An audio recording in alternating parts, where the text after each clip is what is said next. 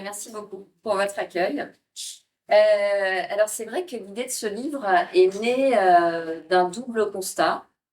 Bon d'abord être parent, c'est quand même le métier le plus difficile et pour lequel il y a vraiment pas de formation. Et en fait, il est né du constat, que j'avais fait ici, le 23 janvier dernier, d'un malaise psychologique très important dans la population et d'un effondrement psychique. Je parlais d'un effondrement psychique de l'homme contemporain. Et j'avais expliqué à ceux qui avaient vu la conférence on avait des types de personnalités de moins en moins structurés, en fait, avec donc forcément de moins en moins d'élaboration, de plus en plus de passages à l'acte, etc. Et de plus en plus de troubles psychiatriques.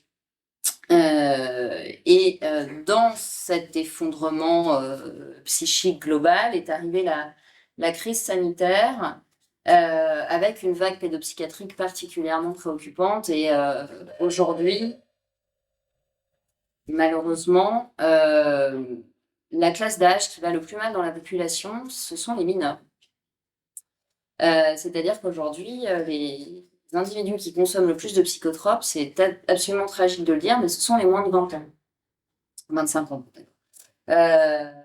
Donc c'est vraiment les 18-25 ans sont la classe d'âge de la population qui va le plus mal.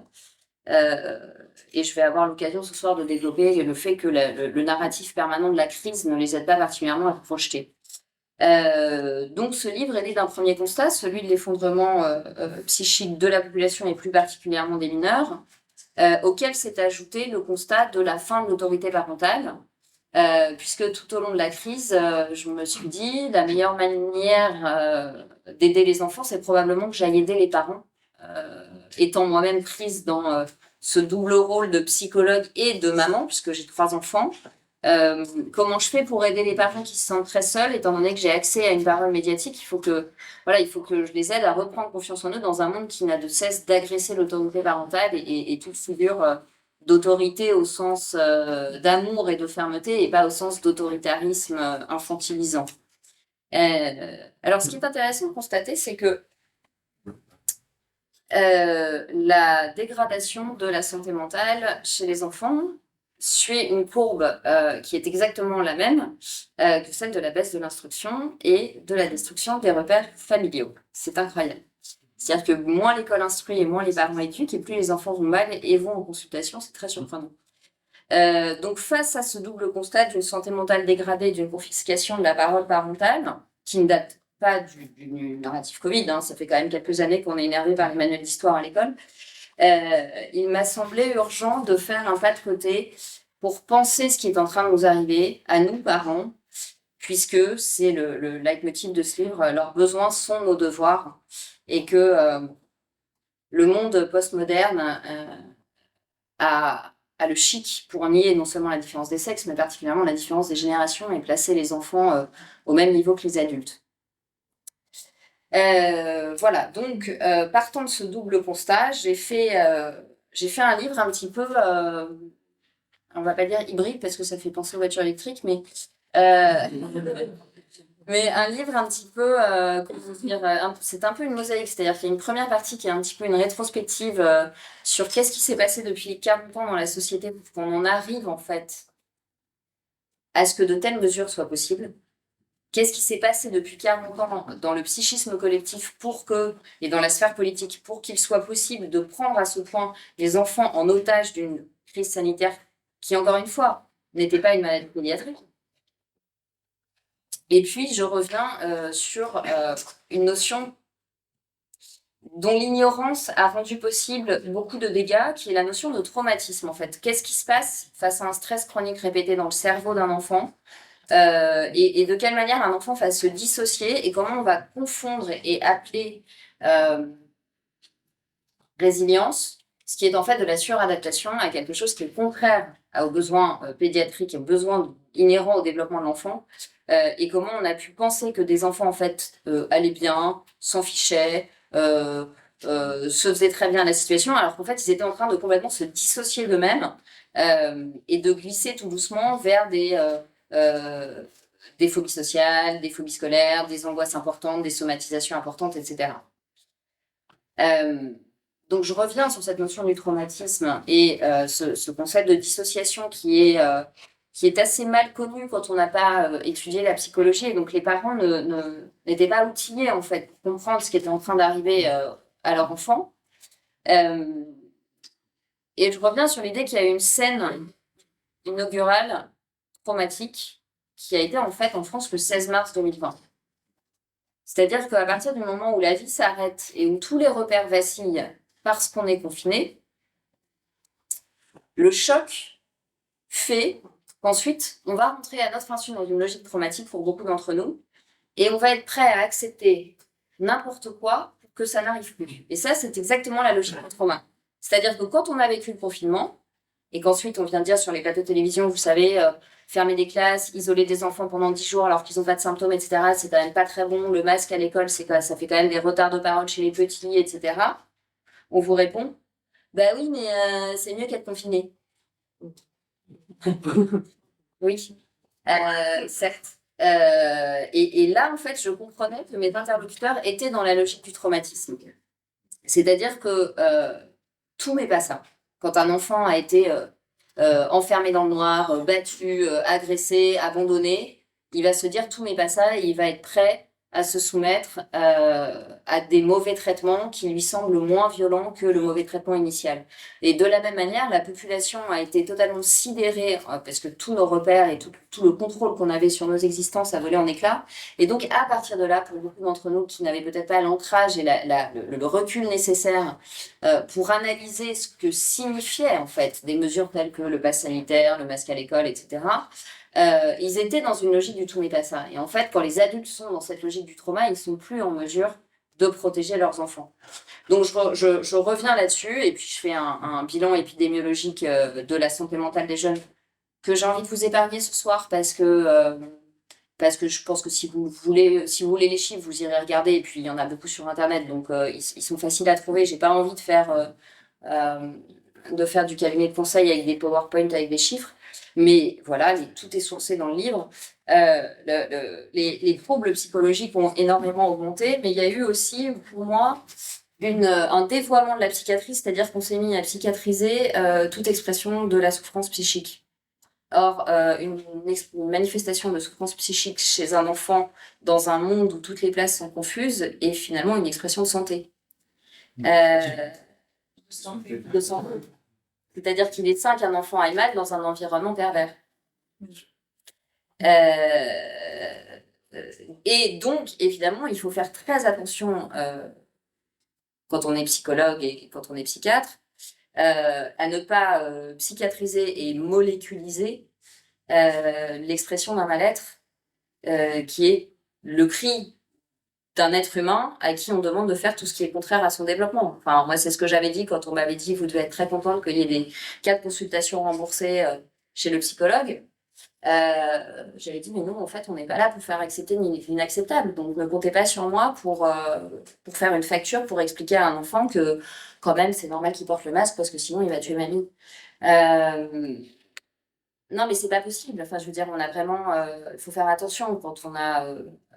Nous, on appelle ça serment d'Hippocrate, les psychologues, mais qu'on soit médecin ou qu'on soit psychologue, on doit quand même faire attention à ne pas être instrumentalisé pour faire accepter des choses qui sont contraires au développement de l'enfant, dont, je rappelle, nous avons tous la responsabilité. Je veux bien qu'on s'en fout des adultes, mais on a quand même la responsabilité, et encore, ce sont les adultes qui s'occupent des enfants, mais en tout cas, les enfants, nous avons la responsabilité, notamment en temps de guerre, on a des chartes de protection des mineurs, on avait la responsabilité de préserver les besoins pédiatriques des enfants. Donc, je reviens là-dessus. J'essaie de comprendre, puis dans la deuxième partie, je donne des clés par an. J'essaie d'abord de comprendre ce qui s'est passé dans notre société depuis 40 ans, quels sont les facteurs, en fait, qui ont rendu possible une telle servitude volontaire, en fait, vis-à-vis des mesures. Et il m'a semblé important de revenir sur, d'abord, la perte de la spiritualité et l'anthropologie moderne, qui, selon moi, se trompe. C'est-à-dire que je pense qu'on est dans une anthropologie qui définit mal les besoins de l'être humain, qui nie totalement sa part spirituelle. Et ce que Bernanos d'ailleurs, Bernanos nous avait mis en garde contre ça. Il nous avait dit, à partir du moment où Dieu n'existe plus, où la part spirituel de l'homme est nié, inévitablement, il va y avoir une indifférence à la vérité et au mensonge. Et s'il y a une indifférence à la vérité ou au mensonge, la propagande a un boulevard pour prendre sur tous les esprits qui auront tellement peur d'être ostracisés que finalement, ils seront prêts à adhérer à n'importe quoi par recherche aussi d'un repos psychique qui consiste à ne plus s'engager dans une réflexion. Parce que déjà, penser, c'est s'engager dans un combat. Quand on est capable de dire à son enfant, voilà, je réfléchis où est-ce que je mets le curseur parce que j'ai le choix entre deux mots. L'un, c'est de te déscolariser, l'autre, c'est de te faire porter un masque à l'école. Et je ne sais pas où mettre le curseur pour te faire le moins de mal possible. Votre enfant n'est déjà plus abandonné. C'est-à-dire qu'il sent que son parent est en train de penser, donc il est engagé dans son rôle de parent. Il est mal en point, mais il est engagé. Donc je pense que la perte de la spiritualité, le désir de se raconter que Dieu n'existe pas, je pense qu'encore une fois, l'important n'est peut-être pas de croire en Dieu, mais l'important n'est de ne pas se prendre pour Dieu, parce que l'être humain, et ça, c'est intéressant de voir que on nous explique pas du tout à l'école quels sont les besoins psychologiques d'un être humain. Un être humain, il a besoin de croire. En fait, un mammifère a besoin de croire. C'est-à-dire que même un petit singe a besoin de croire que quelque chose de bon existe. Et si on retire cette croyance qu'il y a une différence entre le bien et le mal, et surtout qu'il existe une figure secourable quelque part, si on retire sa part, en fait, de transcendance à l'être humain, évidemment qu'à la première épreuve venue, il va se précipiter sur n'importe quelle idéologie. Que cette idéologie soit politique, qu'elle soit religieuse, que ce soit les graines germées, que ce soit les trottinettes, peu importe, il va se précipiter sur quelque chose qui... J'ai rien contre les graines germées. Elles sont familiales. Mais il va inévitablement se précipiter sur... Il va avoir besoin de transformer en croyance religieuse avec beaucoup d'agressivité parce qu'il aura peur en fait, de se retrouver face à son angoisse. Il va se raccrocher à n'importe quel narratif. Donc, évidemment que quand on a tué Dieu, l'État a un boulevard pour prendre en charge nos angoisses et il y a un boulevard pour nous faire adhérer à n'importe quelle propagande qui va venir servir de cellophane, finalement, à une société qui était en perte de repères et qui ne trouvait plus de... Déjà qui ne trouvait plus de collagène social, parce qu'on n'arrivait plus à être un corps social uni autour de quelque chose de positif, et puis surtout qui va gérer ses angoisses en se débarrassant et en trouvant une cause, explication extérieure. Et on voit bien à quel point, pendant le Covid, cette perte de spiritualité a fait énormément de dégâts, parce que finalement, les gens qui ont le mieux résisté étaient les gens qui avaient une vie intérieure, qui ont pu faire fond sur leur foi, sur leur spiritualité, encore une fois, même si ils n'avaient pas un dogme religieux en particulier, mais sur la foi qu'il existe quelque chose qui les dépasse. Alors que les gens qui étaient dans un rapport à la vie exclusivement matérialiste étaient pris d'un vertige terrible et sont ceux qui se sont le plus pliés à ce qui, nous, les cliniciens, nous fait sourire parce qu'on voit la dimension de rituels obsessionnels à des rituels religieux. C'est-à-dire qu'on avait une population de gens qui avaient des tocs. Voilà, donc ils se lavaient les mains toute la journée, donc ils n'avaient plus de peau à force de mettre du gel hydroalcoolique. Ils pensaient qu'en ne touchant pas et en ayant mais c'était vraiment des rituels. Pour nous, c'est vraiment de la névrose obsessionnelle. C'est-à-dire que c'est exactement ce qui est décrit dans les cas de névrose obsessionnelle. On calcule le nombre de pas dans la rue parce que si on tombe sur un truc impair qui fait quand même cette distance, bah c'est bon, on va réussir son examen. Et voilà. Et donc, en fait, la population qui n'avait pas de spiritualité est partie tête baissée dans une liturgie et dans une ritualisation de la vie qui était évidemment complètement délirante et extrêmement pathogène pour les enfants. Enfin, moi, j'avais des enfants qui me disaient moi, j'embrasse... Une petite fille de 7 ans qui m'a dit, moi, j'embrasse pas ma mère parce que quand on s'embrasse, on se touche. Donc, en fait, mon métier qui est de faire une place à la subjectivité de l'individu pour que, par le biais de l'introspection, il se débarrasse de ce qui le gêne dans son lien à l'autre et qu'il puisse aller vers l'autre en étant à la fois ancré dans ce qu'il est mais ouvert à l'altérité et au lien, ça devenait des cours de biologie. Donc j'étais obligée d'expliquer aux enfants que les bactéries étaient la source de la vie, qu'ils avaient des bactéries dans l'intestin, que c'était pas parce que ils sortaient dans la rue qu'ils allaient tuer l'équivalent d'une maison de retraite. Et donc c'était extrêmement. Non mais là j'en rigole, mais je vous assure qu'il y a des soirs où moi j'ai fini en larmes en fait mes consultations parce que je voyais des enfants qui voulaient pas toucher leur cartable tant que maman avait pas désinfecté le cartable et qui avaient peur de tout, qui avaient peur à l'école parce qu'on leur avait très intelligemment dessiné des ronds à la craie dans la cour pour qu'ils ne sortent pas des ronds dans lesquels ils s'étaient assignés. Et alors là, évidemment, alors là, l'esprit frustré du petit chef en puissance s'éclate parce que ça donne quand même des situations. Il y a eu des enseignants exceptionnels et remarquables et merci à eux d'avoir protégé nos enfants. Mais on a eu vraiment des petits capots qui se sont révélés. Moi, j'ai entendu quand même des enfants me dire que la maîtresse avait scotché le masque sur le nez d'un élève de 9 ans parce qu'il était mamie. Et un autre me racontait que la maîtresse avait dit à une petite fille qui avait envie de vomir, si tu veux respirer, t'as qu'à aller aux toilettes. Donc, quand la position d'autorité vis-à-vis d'un enfant se vautre avec une telle jouissance dans l'humiliation, pour moi, il y a une urgence. Il y a une urgence sanitaire, il y a une urgence politique, il y a une urgence éthique, enfin, il y a une grosse urgence. Et ça a existé. Alors, quand on me dit oui, mais t'es trop maternelle, tu t'inquiètes, ça c'est un cas sur 1000. Mais en fait, si ça a été possible une fois, c'est possible 1000 fois. Donc, je me suis complètement perdue par rapport au fil conducteur de ma conférence. Je suis pas assez obsessionnelle. Voilà, donc je parlais de la perte de la spiritualité et de la liturgie covidienne qui s'était substituée, mais qui est exactement la même sur le climat, sur le tri des déchets, en fait sur tout. C'est-à-dire qu'il y a un narratif qui est inquiétant, il y a un constat qui est inquiétant et face auquel évidemment on vous dit que la solution c'est ceci ou cela, et que si vous avez le malheur d'être candide et de poser une question, ça veut dire que vous êtes un facho. Moi, j'ai posé une question parce que je n'y connais rien sur les éoliennes, et on m'a dit que le fait que je pose cette question prouvait que j'étais climato-sceptique, donc on ne répondrait pas à ma question.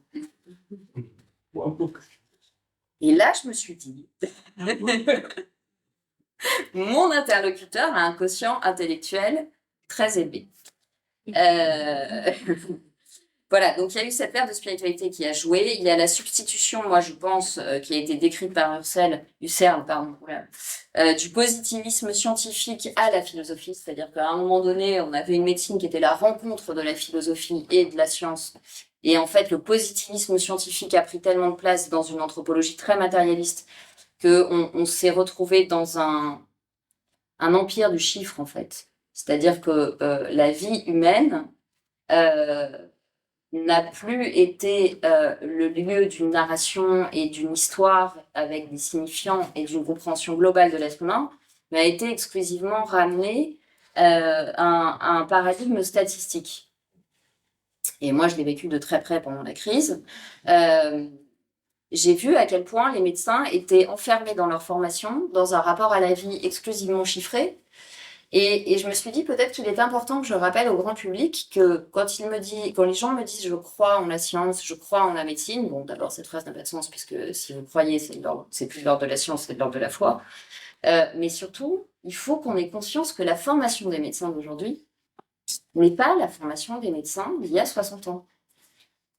Il y a 60 ans, un médecin, il savait écrire avec une bonne orthographe, il avait fait ses humanités, et il connaissait son patient, en fait. Il connaissait la famille du patient. Et donc, avec un bon sens paysan qui lui avait fait réfléchir longuement à la vie et à la mort, il avait une approche de la souffrance humaine qui était beaucoup plus globale. aujourd'hui, ils sont traumatisés à 18 ans, ils arrivent, ils se prennent des stages totalement traumatisants où ils voient des gamins du même âge qu'eux mourir d'un cancer en phase terminale et on leur dit qu'il faut pas parler aux patients parce que c'est une perte de temps. Ils sont notés sur la base de QCM, donc faire une phrase n'a plus aucun intérêt, de toute façon on a des slides, avec des chiffres et des graphiques.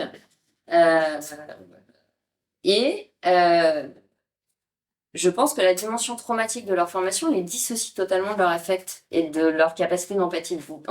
Donc on a des jeunes médecins qui ont des vocations véritablement de soins humains avec un vrai désir d'un lien à l'autre. Mais en fait, leur formation elle-même est tellement brutale et tellement dissociante que pour survivre, ils sont obligés de perdre toute forme d'empathie. Puis ensuite, ils se retrouvent à l'hôpital avec la tarification à l'acte, etc., etc. Les logiciels dont je vous passe la description qui sont carrément ubuesques.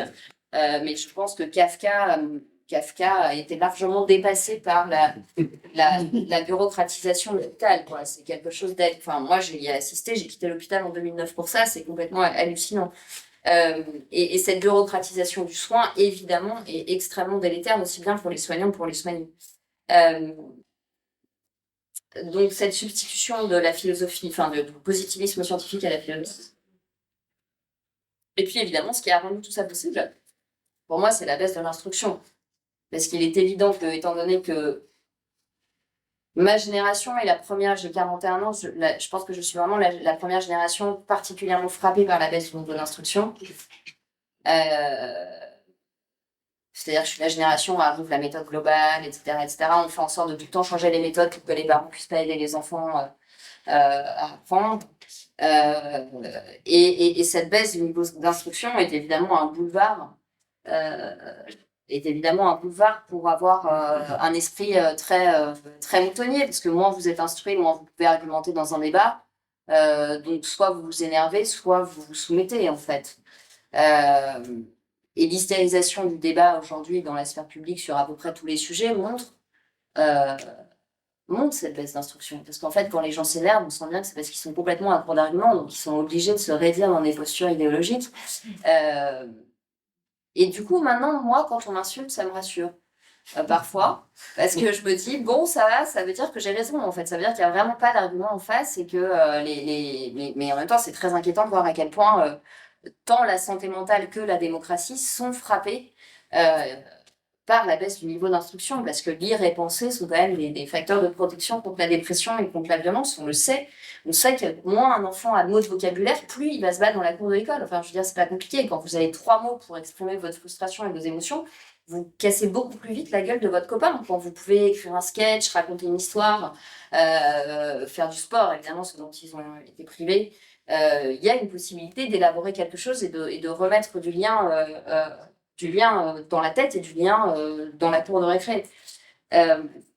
Et puis je pense que ce qui a été paradoxalement un facilitateur de soumission, ça a été l'injonction qui a précédé. Donc là, on était dans les interdits infantilisants en 2020, mais dans les années 70, il y a eu l'injonction à jouir sans entrave. Et en fait, évidemment que cette injonction à jouir sans entrave est un parfait lubrifiant pour faire de nous des esclaves, puisque la génération actuelle de parents qui ont eu cette sorte de tabou de l'interdit et cette sorte d'injonction à jouir, ça a fait de nous des adolescents, en fait, des adolescents attardés qui ont beaucoup de mal à gérer leur frustration, qui ont beaucoup de mal à gérer la frustration inhérente à l'éducation d'un enfant. D'ailleurs, on ne veut plus faire d'enfants parce que, soi-disant, c'est pas non plus la planète, mais surtout, c'est contraignant, un enfant. Et donc, je pense que, finalement, les mêmes qui étaient sur des barricades dans les années 70 à expliquer qu'il était interdit d'interdire, on les a retrouvés dans des bus à insulter des mômes de 6 ans qui n'avaient pas leur masque. Mais non, mais c'était vraiment le monde. Moi, je les avais parfois en face de moi sur les plateaux de télévision qui me disaient « Oh, bah ça va, de toute façon, ça leur apprend la discipline, le masque, hein, ça suffit les enfants rois. » Mais l'enfant roi était en face de moi. Voilà, c'était un enfant roi qui avait vieilli, mais c'était lui l'enfant roi. Et donc, voilà, je pense que cette injonction à jouir sans entrave a beaucoup favorisé l'arrivée de ce nouveau totalitarisme sans goulag, comme dit Mathieu Bocoté, ce totalitarisme sans dictateur et sans visage, parce que finalement, ça permet aussi de se reposer, de réfléchir. Et ce qui était complètement incroyable, c'était que ceux qui voulaient avoir une liberté illimitée, mais une liberté au sens d'absence de contraintes et d'individualisme forcené, ne voyaient absolument pas le problème à présenter un QR code pour entrer dans un restaurant. Ça ne leur posait aucun problème. Ils étaient même un peu fiers. Parce qu'ils se sentaient un petit peu responsables dans un moment très grave, très tragique. Voilà ce que fait le néant spirituel dans le cerveau d'un être humain. Voilà, donc je crois que la crise sanitaire nous a fait foncer tête baissée dans tous les écueils de la modernité, à savoir une lecture chiffrée du réel, un excès de bureaucratie, mais j'ai pas trop envie de m'attarder là-dessus parce que je l'avais développé dans ma conférence précédente, donc je veux pas avoir l'air paresseuse dans mon propos. Et puis le glissement de la politique, moi j'ai été très frappée parce que forcément dans mon métier on analyse le langage. J'ai consacré tout un chapitre à la déformation des médecins, ce que j'appelle la déformation des médecins. Je ne vais pas me faire beaucoup d'amis. Mais surtout, j'ai consacré un chapitre à l'analyse du langage qui a été employé pendant la crise sanitaire et qui, je pense, peut nous servir la crise sanitaire peut nous servir de modèle pour comprendre le narratif sur toutes les autres crises. Et on a quand même atteint des sommets en termes de novlangue. Hein. C'est-à-dire qu'en 3 jours, on a eu un nouveau dictionnaire. Alors moi, j'ai recensé quelques mots. Je vous assure que 3 ans après, on a commencé quand même à les lire. Heureusement, le cerveau a un mécanisme formidable qui s'appelle le refoulement. Mais quand je les ai réécrits en écrivant le livre au début du printemps dernier, confinement, déconfinement, stratégie de déconfinement, gestes barrières, masque, attestation, couvre-feu, mesures barrières, distanciation sociale, présentielle, distancielle, rassuriste, enfermissement, petite quarantaine, patient zéro, variant, sous-variant, aplanir la courbe, maîtriser l'épidémie, cluster, cas contact, asymptomatique, booster, cas positif, porteur sain, tracé, testé, isolé, gouttelette non essentielle. Voilà, et j'en passe. Voilà, c'est incroyable. Non, c'est fascinant. C'est absolument fascinant. Et puis il y avait les petites affichettes avec les dessins. Les dessins, on se disait quand même qu'ils avaient été faits par un BBG qui nous expliquait comment se tenir, comment mettre son masque, comment se laver les mains, comment se laver les mains, que faire de son mouchoir, et où télécharger une appli pour tester tracer isolé qui évoquait un mauvais jeu vidéo devenu réalité et qui était partout, réduisant la vie à un symptôme d'évitement perpétuellement reconduit. Donc ce narratif était très intéressant parce que, en fait, quand vous travaillez aussi un petit peu avec des chefs d'entreprise ou des managers, vous vous rendez compte que la politique ne s'exprimait plus de manière politique et s'exprimait, mais bon, évidemment, c'est des technocrates, hein, s'exprimait de manière complètement managériale. Avec ce truc super pervers qu'on a dans les grandes entreprises, bon, je vais pas citer le nom parce que ça va être filmé, donc après c'est ineffaçable, où on a un langage qui est donné aux salariés absolument pervers et infantilisant, où on leur fait croire qu'ils ont le choix entre 2 solutions, mais évidemment s'ils font le mauvais choix, c'est vraiment des gros cons. Et alors ça a été vraiment poussé à son paroxysme pendant la crise sanitaire. Donc on avait le choix, mais évidemment si on faisait le mauvais choix, on était ostracisé, on était complotiste. Moi je me suis fait traiter de facho d'extrême droite parce que je disais qu'il y avait des retards de parole chez les enfants qui rentraient en maternelle à cause du masque dans les crèches. Je n'ai toujours pas compris le rapport avec la choucroute, mais bon, mon intelligence est limitée, donc j'ai sans doute pas compris quelque chose. Donc on avait vraiment un management par la peur et un management qui consistait à systématiquement nous la faire à l'envers en niant la possibilité du débat. C'est-à-dire qu'on lissait la réalité, comme de toute façon il y avait urgence, comme de toute façon il y avait l'équivalent d'un Boeing qui s'écrasait tous les jours de mort. Si tu poses une question, tu es un criminel parce que tu nous fais perdre du temps. Voilà. Donc en fait, le délinquant, c'était celui qui pensait. Alors moi, on m'avait appris à Psychocrate que le délinquant, c'était celui qui était impulsif. Mais visiblement, en 2023, le délinquant, c'est celui qui pose des questions et qui réfléchit. Ben ça, quand même, quand on montre ça à nos enfants, enfin, moi, j'ai un petit peu envie de leur demander pardon parce que je trouve que c'est vraiment la honte, en fait, d'apprendre ça à des enfants, quoi. Dire aux enfants, si tu poses des questions, t'es dangereux. Je pense qu'on a quand même touché le fond, là. Donc, pourquoi je vous disais ça? Oui, parce que ça nous a fait vraiment foncer tête baissée dans un management très, très infantilisant avec ce que finalement Roland Gori a très bien décrit dans son livre La fabrique de nos servitudes, où il dit l'empire du chiffre. Alors, quand moi je dis empire, c'est au double sens d'emprise et de régime impérialiste indiscutable. Il explique très bien que cet empire du chiffre est le moyen dans les démocraties libérales, qui sont de moins en moins démocratiques et de moins en moins libérales, de conduire en fait la population, de gérer la population comme un troupeau vers les comportements qu'on attend d'elle, tout en lui faisant croire qu'elle les choisit, puisque finalement un chiffre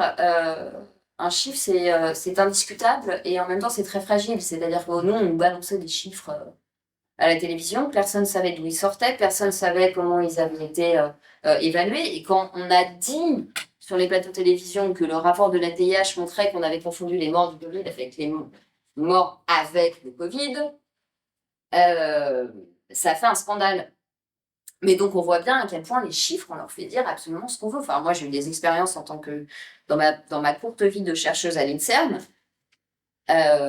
où j'ai compris que s'il y avait bien quelque chose de très discutable, c'était les chiffres.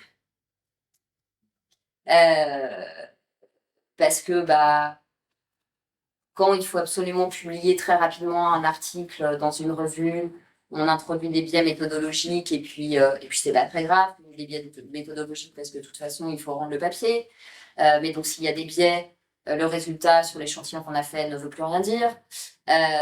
Donc, d'abord, les chiffres ne sont pas tous valables. Et puis, ensuite, quand ils le sont, encore une fois, on peut les interpréter comme on veut. Puis surtout, les gens ne savent pas d'où ils viennent. Donc, sur le climat, quand moi qui n'y connais rien, quand le GIEC qui pond 200 rapports par an, le politique choisit d'en montrer un seul, d'en publier un seul, et sur ce un seul de sortir 4 lignes, ça me semble pas complotiste de ma part de dire que peut-être il me manque des éléments pour construire ma pensée. Mais sauf qu'on est arrivé dans un niveau d'hystérisation du débat que si vous osez dire que vous ne souhaitez pas vous exprimer sur un sujet parce que vous ne savez pas, on vous dit mais t'as forcément une opinion. C'est-à-dire que la possibilité aujourd'hui de suspendre son jugement, et moi je l'ai vécu plein de fois avec des journalistes que j'ai dit mais je ne veux pas parler de ce sujet. Vous me dites mais si, mais t'as forcément une opinion. Je leur dis mais ça n'est pas le problème en fait. Moi je ne lui fais pas confiance à mon opinion. C'est-à-dire qu'il y a des domaines où je sais que j'ai des compétences et voilà, ça fait 17 ans que je consulte et que donc quand je vous parle de la dépression d'un enfant, je sais de quoi je vous parle et j'ai lu et j'ai travaillé, j'ai vu des patients et là-dessus je peux vous dire un truc qui apporte quelque chose.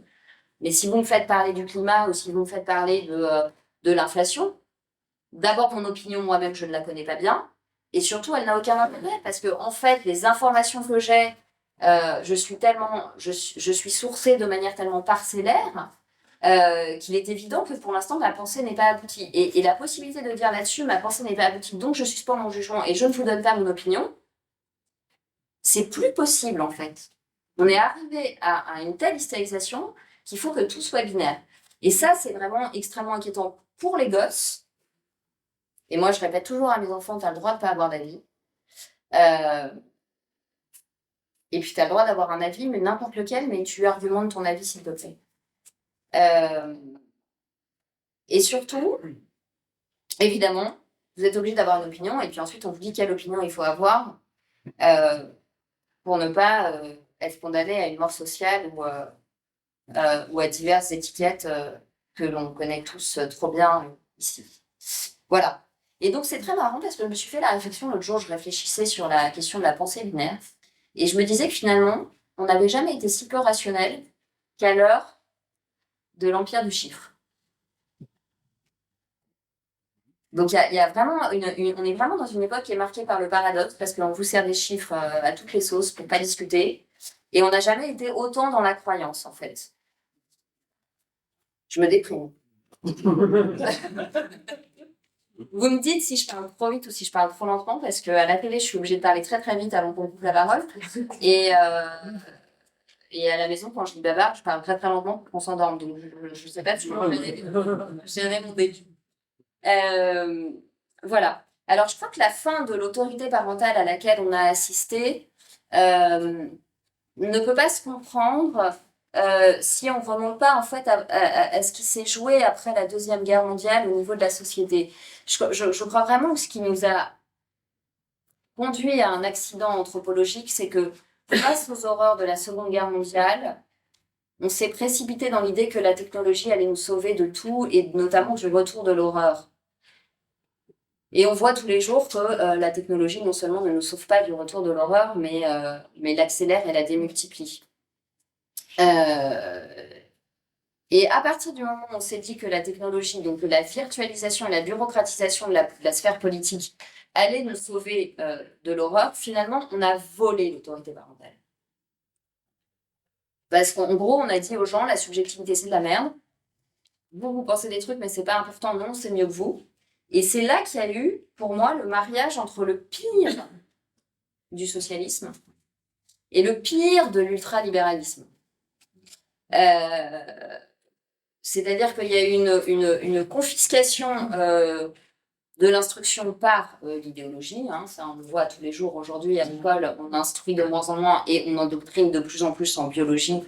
Non, mais moi, j'ai vu des cours de biologie là, de troisième du lycée Pasteur. J'ai failli tomber dans les pommes. Accessoirement, je pense que ça doit leur tuer leur libido pour toute leur vie parce que les images qu'on leur montre sont carrément abominables.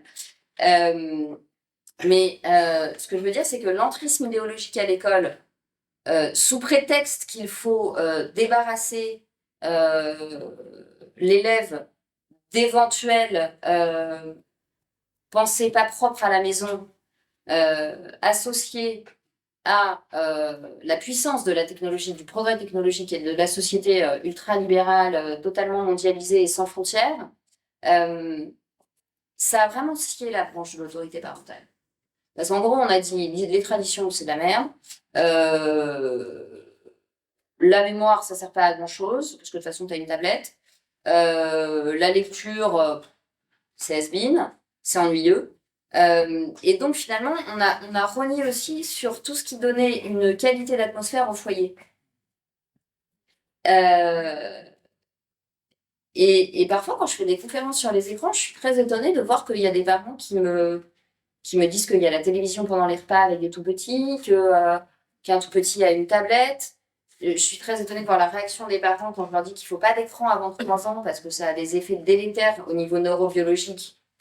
Et j'ai des parents qui me disent, comment vous faites avec vos enfants Bah non, mes enfants de moins de 3 ans n'ont pas d'écran. Oui, mais bon, quand ils sont devant un écran. Bah non, mais pas d'écran. Ouais, d'accord, mais non. Non, il y a des solutions. Avec des jumeaux, il y a peu de solutions, mais il y a des solutions. Si vous acceptez que vos murs soient tagués au rouge à lèvres, il y a des solutions. Ouais, ça marche. Donc, pardon, je m'égare un peu, mais ce que je veux dire, c'est que je crois qu'il y a eu vraiment une attaque de l'autorité parentale depuis 50 ans et que finalement, certains éléments de la post-modernité, et notamment le fait que dans les grandes villes, très souvent, une famille, c'est un seul adulte avec un ou plusieurs enfants, ça a aussi considérablement contribué à l'isolement de la figure parentale. Et pourquoi j'ai mis être parent avec un S en temps de crise? Pour insister sur le fait que normalement, être parent, c'est quelque chose qui se joue à plusieurs. C'est quelque chose qui se joue avec des grands-parents, avec des oncles, avec des tantes, avec des parrains, des marraines,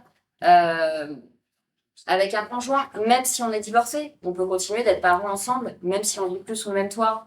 Et en fait, quelque chose dans la modernité a beaucoup attaqué ça et a beaucoup fragilisé l'enfant. Parce qu'il se trouve en place de porter et supporter un parent qui est lui-même en difficulté. Et vraiment, pendant la crise, on a vu que les enfants qui allaient le plus mal étaient des enfants dont les parents étaient au bout de leurs ressources. Et je crois que vraiment, la modernité ne reconnaît pas le travail de parents comme une activité valable, alors que finalement, c'est tout l'édifice social qui en dépend. Mais pourquoi il ne reconnaît pas ce travail? Parce que comme on est dans un paradigme marchand, et que finalement, ce qui a de la valeur, c'est tout ce qui n'a pas de prix, et que tout est supposé avoir un prix, il est évident que le travail de parent n'est pas quantifiable. La fatigue que l'on a quand on ne dort pas, parce qu'on doit à la fois gagner sa vie dans la journée, et en même temps qu'on se lève 6 fois parce qu'on en a 2 d'un coup la nuit, c'est pas quantifiable. La tendresse qu'on donne pour rassurer leurs angoisses, elle n'est pas quantifiable. La patience que ça demande de répéter 10 000 fois la même chose, ça n'est pas quantifiable. Et pourtant, c'est ce travail qui, selon moi, nous rapproche de Dieu si on a perdu la foi. Parce que quelque part, c'est une charge tellement sacrée et tellement dingue, et que si on prend conscience de l'ampleur de la tâche, on est obligé de se mettre à croire en Dieu. Non, mais c'est vrai. Enfin, moi, j'ai eu des jumeaux pendant le confinement. Je vous assure que quand vous donnez 14 biberons par jour en faisant l'école à la maison, vous savez que c'est pas vous qui faites le truc. Hein. Vous savez qu'il y a quelqu'un qui se montre pas, mais qui vous aide, parce que ça n'est pas possible humainement. Donc, je crois que ce qu'on fait pour nos enfants n'est pas quantifiable. Et que donc, évidemment, ça n'est pas reconnu dans la société, mais que c'est pour ça que nous, en tant que parents, on doit absolument couper l'emprise des idéologies sur notre cerveau, parce que ça nous fait perdre confiance en nous. Et souvent, j'ai des parents en consultation qui me disent « Mais qu'est-ce que je dois faire pour mon enfant ?» Et je leur dis « Je vais surtout pas vous répondre, parce que ça voudrait dire que moi, en tant que psychologue, je suis en position de sachante par rapport à vous en tant que père ou mère. Donc, je vais vous aider à vous poser les questions qui vont vous permettre de trouver la réponse. Mais c'est vous le père de cet enfant, c'est vous la mère de cet enfant, c'est vous qui l'avez mis au monde, c'est vous qui l'avez aimé, c'est vous qui l'avez voulu, ou qui peut-être ne l'avez pas désiré, mais l'avez accepté, l'avez accueilli. Et en fait, on est vraiment dans un monde qui fait perdre confiance aux parents tout le temps. Et donc, parfois, je reçois des parents en consultation qui me disent « Mais qu'est-ce que je dois dire à mon enfant sur le conflit israélo-palestinien ? Qu'est-ce que je fais face à l'éco-anxiété de mon enfant ?» Moi, j'ai vraiment du mal avec ce mot, c'est terrible.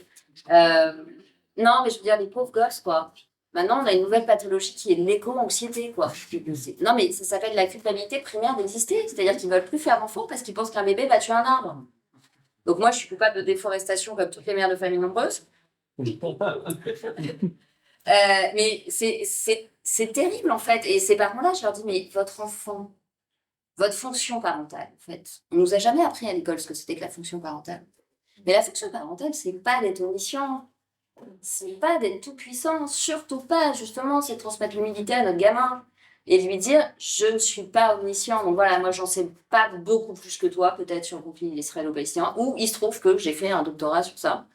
Déjà, voilà où ça se situe, hein, parce que non, je veux dire qu'on leur parle d'éoliennes, mais on leur a pas montré une carte pour leur montrer où c'était dans le monde. Donc, on leur montre déjà où ça se situe. On peut leur donner des éléments, mais surtout, je crois qu'on ne doit pas essayer de leur dire tu dois penser ceci ou cela, mais déjà leur redonner des éléments de langage. C'est-à-dire qu'ils sont sidérés par la violence de tout ce qui se passe dans le monde, parce qu'avec les écrans, ils ne sont pas à l'abri de tout ce qui se passe dans le monde, donc la réalité n'est plus progressivement assimilable. Et la fonction parentale, c'est de mixer la nourriture avant que l'enfant ait des dents, et de la même manière, c'est de présenter la réalité de manière assimilable en fonction de sa classe d'âge et de son stade de développement. C'est pour ça que certains cours d'éducation sexuelle à l'école sont strictement traumatiques, parce que quand on parle de fellation à une petite fille de 4 ans, on effracte son psychisme. Et donc, je dis aux parents, mais l'important, c'est pas que vous sachiez tout, c'est pas que vous soyez persuadés, votre avis va peut-être évoluer, vous allez encore apprendre des choses sur la question. C'est simplement de dire à votre enfant, voilà ce que veut dire terrorisme, voilà ce que veut dire guerre, c'est pas la même chose, voilà depuis quand dure le conflit là-bas, etc., etc. Et surtout, toi, dans la cour de l'école, tu n'es pas obligé d'avoir une discussion sur ce sujet, parce qu'en fait, il est évident que tous les enfants de ton âge vont répéter ce qu'ils entendent à la maison, et que ça va plutôt vous exposer à de la violence entre vous qu'apporter quelque chose. Donc c'est aussi important de dire à nos enfants, reste à ta place d'enfant, et ce sont des difficultés que même les adultes ont du mal à penser, et desquelles nous sommes très très loin de venir à bout. Donc toi, en tant qu'enfant, garde-toi la possibilité. J'ai une petite fille qui l'a très bien compris en consultation, elle m'a dit, moi, dans la cour de l'école, j'ai compris qu'il fallait que j'avance masquée. Et qu'il y avait des sujets sur lesquels je ne donnais pas, je faisais comme si j'avais pas d'avis. Voilà. Et en fait, elle a très bien compris. Elle a très bien compris que se respecter et se faire respecter, c'est aussi se donner la possibilité de dire ce qu'on pense, mais quand on sent que ça n'est pas le lieu, de dire je ne dirai pas ce que je pense. Parce que peut-être que ce que je pense, comme je le disais tout à l'heure, ça n'est pas exactement ce que je pense. Pourquoi est-ce que je vous disais ça? Je vous disais ça parce que oui, je crois que ce qui est très inquiétant dans la période actuelle, c'est que sur tous les sujets, il y a nous qui avons la fonction parentale d'apprendre à nos enfants à penser, à argumenter, à nuancer, à réfléchir, à faire du va-et-vient, à dire mais peut-être que oui, mais en fait non. Le monde extérieur les renferme dans une sorte d'emprise où il n'y a plus de débat possible parce que si sur un sujet, ils ne sont pas dans la doxa dominante, alors il n'y aura aucune alliance possible sur aucun autre sujet. Et en fait, j'en parlais avec un chroniqueur qui est un homme de gauche, qui a toujours été un homme de gauche, qui a toujours défendu les valeurs de la gauche, et qui me disait, je suis complètement larguée, parce que je serai évidemment jamais l'ami des gens de droite, mais mes amis de toujours de gauche ne me reconnaissent plus l'identité d'homme de gauche, parce que je n'adhère pas à la liste interminable de tous les délires victimaires à la mode. Donc, comme j'ose dire que non, je ne vais pas expliquer à ma fille de 9 ans qu'elle peut prendre des bloqueurs de puberté pour changer de sexe, je ne suis plus un homme de gauche. Et ça, je crois qu'on a vraiment une fonction parentale d'immunité psychique, de dire à nos enfants, d'abord que le regard de l'autre ne doit pas les déterminer, et que voilà, ils ont le droit aussi de s'affranchir progressivement du regard de l'autre quand le regard de l'autre veut les enfermer dans quelque chose qu'ils ne sont pas. Et donc d'avoir cette liberté par rapport à l'insulte, par rapport, voilà, de trouver ce détachement. Et ça, nos enfants ne pourront le trouver que s'ils voient que nous l'avons et qu'à la maison, ils ont un amour inconditionnel sur lequel ils peuvent faire fond quand on attaque leur confiance en eux dans la cour de l'école. Et puis, deuxièmement, de vraiment leur dire que quand ils sont pris dans cette hystérisation, c'est que l'autre en face n'a pas d'argument, en fait. Et que il est très facile de déstabiliser l'autre en lui demandant d'argumenter, puisqu'il va perdre pied, celui qui est radicalisé dans une opinion, quelle qu'elle soit. Il va perdre pied, il va s'énerver à mesure qu'on lui pose des questions, puisqu'évidemment, il n'a pas d'argument, sans quoi il ne serait pas radicalisé. S'il avait des arguments, la différence ne l'inquiéterait pas. Et donc, c'est très marrant de voir que dans cette époque qui ne nous parle que de tolérance, on n'a jamais été aussi intolérant. Mais c'est très préoccupant pour la santé mentale, parce que à force de rendre les débats impossibles, en fait, les gens deviennent fous. Et moi, je l'explique à mon fils aîné que l'importance de débattre, c'est aussi l'importance de préserver le registre du symbolique, au sein duquel la joute verbale. Enfin, je veux dire, il y a 20 ans, à Noël, on se mettait tous sur la gueule avec nos beaux-frères et nos belles-sœurs du gauche, quoi. C'était vachement bien. C'est devenu très chiant, Noël. Alors, c'est bien parce que... Pour ceux qui ont la chance d'en avoir. Non, mais maintenant, en fait, on s'invite même plus. On ne s'invite même plus. Et en fait, j'essaye de lui expliquer que c'est extrêmement important qu'il y ait à nouveau de la conflictualité verbale. Parce que moins le débat est possible, et plus la conflictualité est niée, soit dans un leadership managérial en même temps, machin, gna gna gna, soit dans un blabla universaliste qui en fait n'inspire personne à l'école parce qu'aucun enfant ne s'identifie à ce qu'on lui raconte en cours d'histoire, puisqu'on nie l'identité de tout le monde dans une espèce de soupe absolument immangeable. Plus il va ramener de la conflictualité, plus il va s'engueuler, plus il va se friter, plus évidemment il va élaborer et sublimer son agressivité, et moins il y aura de violence. Et je suis absolument persuadée que plus nos enfants auront de mots de vocabulaire, plus nos enfants liront, plus nos enfants feront des dissertations, et faites-leur faire des dissertations pendant les grandes vacances. Ils répondent fascistes et c'est pas grave, mais il y aura moins de harcèlement. C'est-à-dire que d'eux-mêmes, ils se détacheront des réseaux sociaux, d'eux-mêmes, ils seront pas toute la nuit en train de participer à du harcèlement en ligne parce que la pensée aura de nouveaux droits de cité dans leur vie. Et en fait, je crois que notre premier rôle de parents aujourd'hui, c'est de remettre la pensée au cœur de la vie de nos enfants et de leur dire qu'est-ce que t'en penses et de restaurer cet espace pour un imaginaire, pour un registre symbolique, pour une pensée qui, évidemment, dans une époque qui est focalisée sur le faire, l'agir, le passage à l'acte pour gérer toutes ces angoisses coûte que coûte, voilà, un masque, une éolienne, une voiture électrique et c'est bon, tout est sous contrôle, ne permet plus de penser réel. En fait. Et c'est pour ça que nos enfants sont déprimés. Hein. Parce que quand les enfants ont le droit de penser, même si une situation est très difficile, ils ne sont pas déprimés. Un enfant n'est pas déprimé par la difficulté. D'ailleurs, en temps de guerre, il n'y a pas de dépression d'enfants. Hein. Les chiffres de suicide qu'on a vus là, c'est quelque chose que j'avais jamais vu. Hein. Moi, on ne m'avait jamais appris pendant mes études, c'était plutôt des études de qualité à psychopathe, qu'entre 7 et 11 ans, les enfants pouvaient avoir envie de se défenestrer. Donc ça prouve bien que ce n'est pas la difficulté, puisque toutes les époques de l'histoire ont été marquées par des tragédies qui, évidemment, ont impliqué des enfants. Des enfants cachés pendant la Seconde Guerre mondiale, des enfants qui se sont battus, des enfants qui ont été violés pendant des guerres.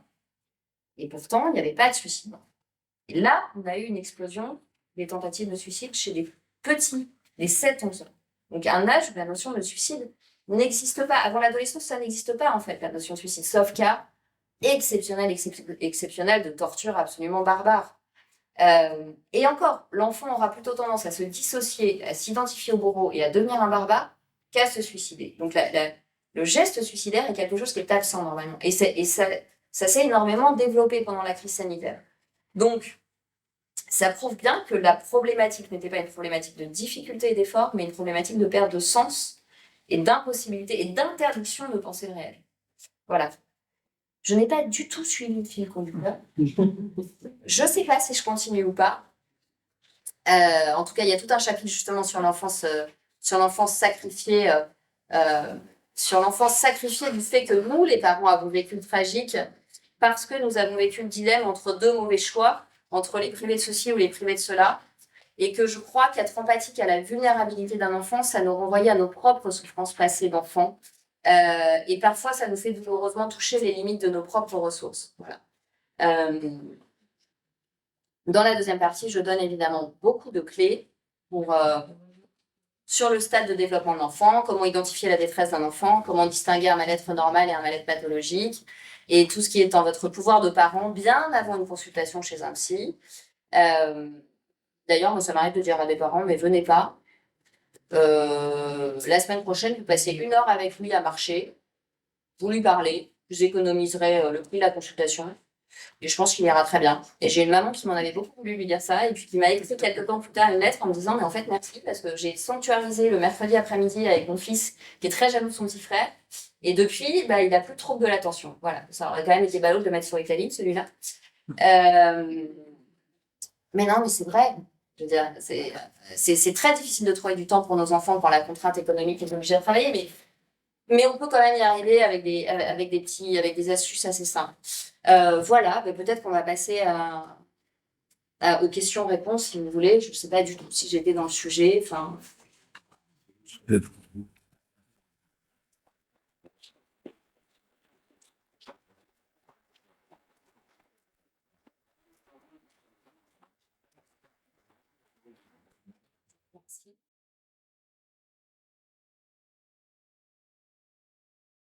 Chers camarades, si tu veux plus de contenu, de réinformation, d'éducation populaire et de formation intellectuelle, n'hésite pas à faire un don sur notre page Tipeee.